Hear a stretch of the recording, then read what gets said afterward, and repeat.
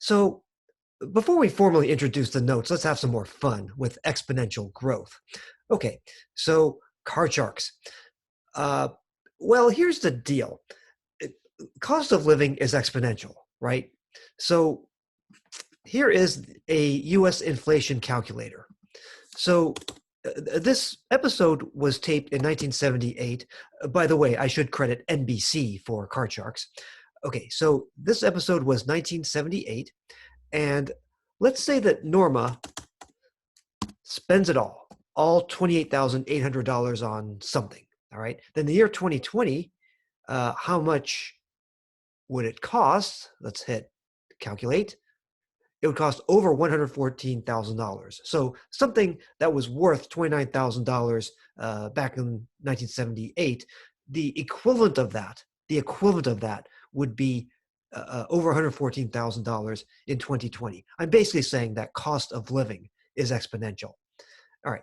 So on Mathematica, I did some basic calculations. An estimate for what $28,800 from 1978 would be today, dollars, American dollars. All right. Now, inflation has not been constant, so it's not strictly exponential. Cost of living has not grown in a strictly exponential sense.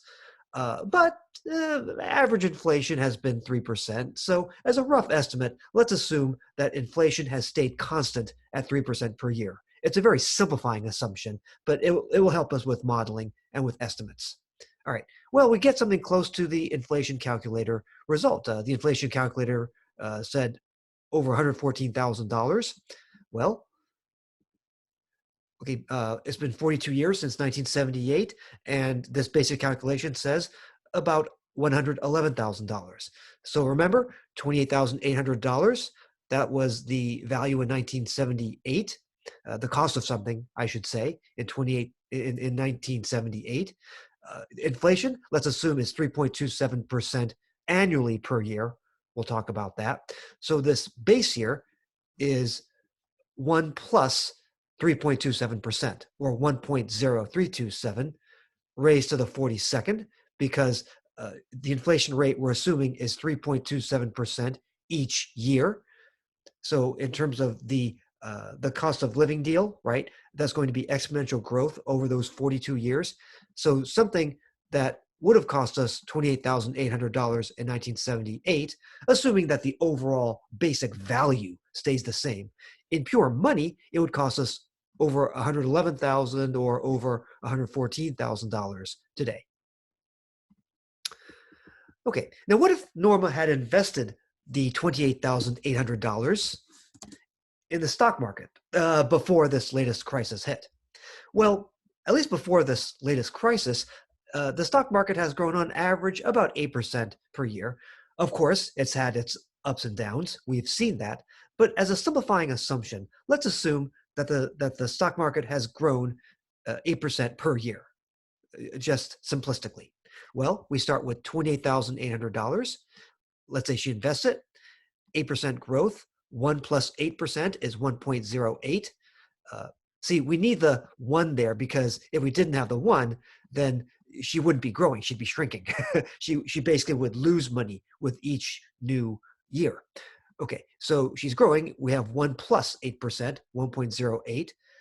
Every time another year elapses, we multiply by 1.08. She's growing, growing, growing exponentially. Okay, lo and behold, at least before this latest crisis, she'd have over $729,000.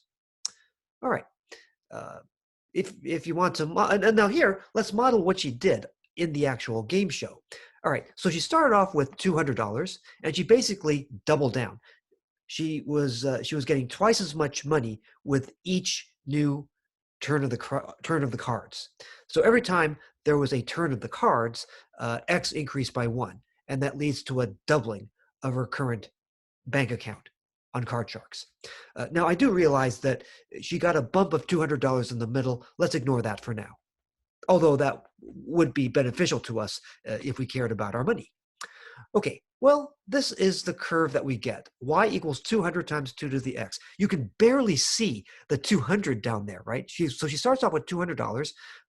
This is a smooth curve, Technically, it's really dots or points. It's really a geometric sequence, which we'll talk about in chapter 9. But let's smooth it out, and let's say it's this exponential curve. Y equals 200 times 2 to the x. It's a J curve, a J graph.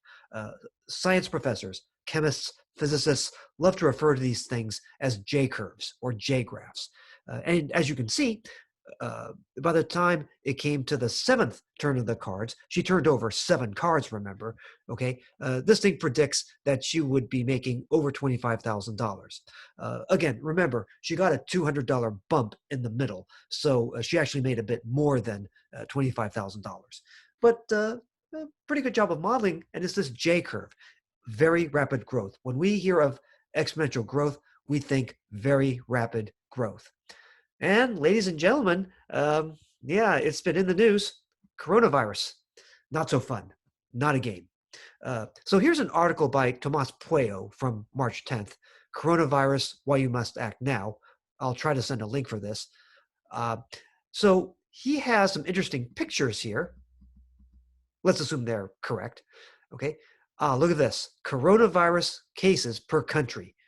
South Korea, kind of a J. By the way, here's January 22nd over here. Here's March 7th over here. Look at this. South Korea, Italy, Iran, 3 countries very hard hit by coronavirus. Kind of J curves there. Very frightening. We don't want J curves. We want to bend the curve, bend it down. We want to bend these curves down.